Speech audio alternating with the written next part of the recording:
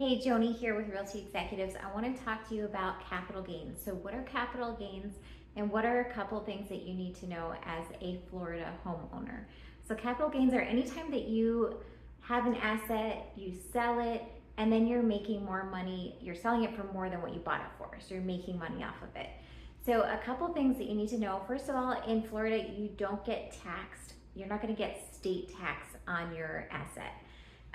But you are going to have federal tax. And so there's a couple really important things that you need to know. So when you buy a home, that needs to be your primary residence, and you need to live in it for 2 out of 5 years. So if you own the home for 5 years and you have lived in it for at least 2 years, then you can get an exemption of $250,000 if you're filing as a single, or $500,000 if you are married and you file together.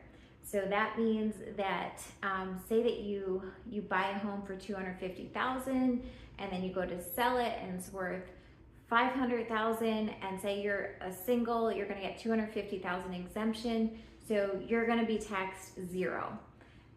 Now there's also another thing you should know is if you do any upgrades to your home, that's going to factor in. So that's going to factor in for the assessed value.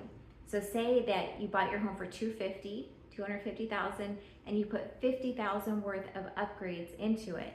Now the upgrades have to be certain things. They can't just be, pretty paint and, cleaning and things like that. They need to be something like a roof, an HVAC system, windows, maybe a nice landscaping job, something that really adds a value to your home.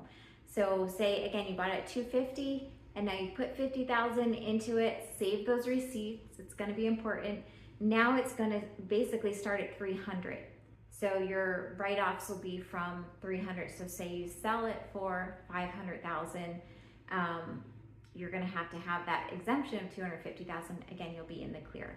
Now there's gonna be different tax brackets and things like that to consider as well. So feel free to reach out to me. I did make a very step-by-step list that you can go through, but those are some basics. So, and again, any upgrades, you wanna make sure you save those receipts, and you need to live in that home. It needs to be your permanent residency for 2 out of 5 years. So I hope that helps. Thanks so much for watching. Feel free to like, subscribe, and share, and I can't wait to talk